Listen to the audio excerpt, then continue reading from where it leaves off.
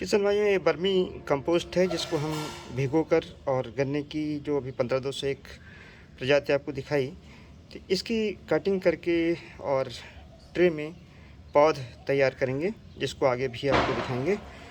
यहाँ पर हमने इमिडाक्लोरपिड जिसको ईसो घासी कहते हैं, अगर नज़दीक से आप देखें तो इमिडाक्लोरपिड 17.8% SL लिखा हुआ है।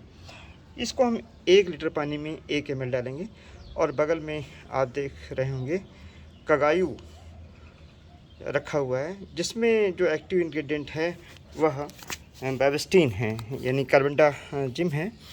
कार्बेंडाजिम 12% और मैंकोजेब 63% है।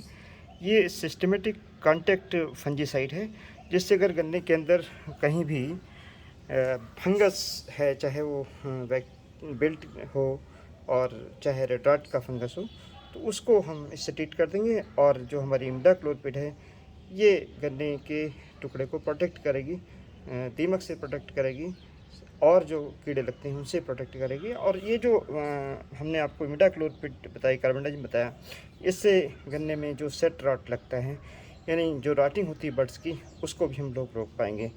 क्योंकि बर्मी कंपोस्ट अगर आप देखें तो इसमें कोई कीड़ा जल्दी नहीं लगता है, इसमें anti bacterial anti fungal property होती हैं, इसलिए इसको हम फिलिंग मटेरियल के रूप में प्रयोग करते हैं। साथ ही में बर्मी कंपोस्ट का प्रयोग कर रहे हैं और इनका 1/3 भाग दोनों का लेकर के और मिट्टी के साथ मिला करके और फिर ट्रे में हम सिंगल बड के टुकड़े काट करके और इसको पॉलीथीन से ढक देंगे। ये हमारी बर्मी कंपोस्ट है।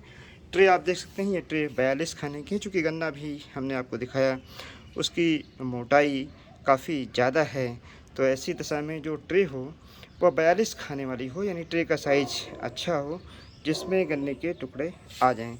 किसान भाइयों, ये कटर हमने आपको दिखाए हैं, आप देख सकते हैं। इससे हम आई बड निकाल सकते हैं, तब हम छोटी ट्रे को भी यूज़ कर सकते हैं। और ये कटर है जिससे हम सिंगल बड के टुकड़े काट सकते हैं।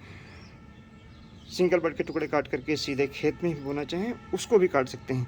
और ये जो हमारा कटर है इसमें हम आई बड 1.5 इंच की आई बड काट करके और फिर उसको ट्रीट करके, यानी गन्ने के एक आंख के टुकड़े को काट करके और फिर ट्रीट करके और जो हमने ट्रे आपको दिखाई है उसमें लगा देंगे।